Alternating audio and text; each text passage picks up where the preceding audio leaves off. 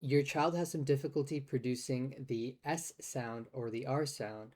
So you bring them to speech therapy, and your speech therapist has them doing exercises like wagging their tongue, puffing their cheeks, or even blowing on things. Do these exercises have clinical validity, and are they going to be based on the best approach to support your child's articulation?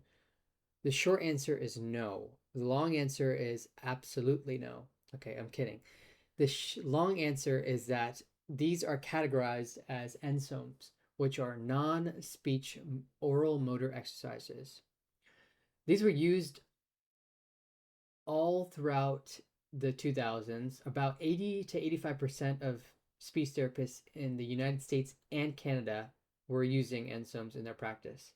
So even today, you will see a lot of SLPs in the US and abroad using these types of exercises. You'll see it on YouTube, you see it on social media. It's very prevalent. Um, these types of exercise and the proponents that endorse this type of exercise will make the argument that ensomes are important because children who have poor articulation have weak tongues. Generally, this is not the case.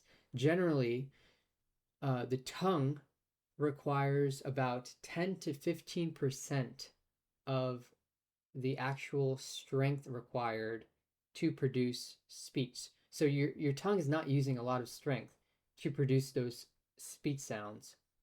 In addition, children who do have speech sound disorders often will have stronger tongues than people who don't have it.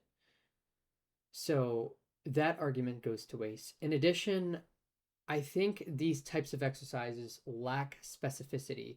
If you are simply doing exercises like wagging your tongue, it's not going to be in coordination with the complexity of speech sounds, like speech sound production, because the speech sound production requires so much different motor activities. Like, for example, your jaw drops, elevates, your tongue goes back and forth, your tongue posture goes up and down, your tongue elevates and touches the tip of your alveolar ridge or your palate, or even in between your teeth. So there's so much that goes along with that. And so, in addition to that, I think if you were focused on improving in any other skill, for example, if you wanted to get good at shooting a free throw, your basis for understanding of how to get better at throwing a free throw would not be to flex your wrist or get your fingers really strong. It would be to actually perform the task of throwing free throws and getting repetitively good at having proper form, getting it in unison, providing the energy throughout your body and shooting that free throw. The same level of understanding how one skill doing the task repetitively translates to speech therapy as well. For example, if you want to get good at articulation, you would simply produce the sound properly and understand how to produce the sound properly. That comes with understanding articulation, whether you're voicing, and a whole bunch of other issues.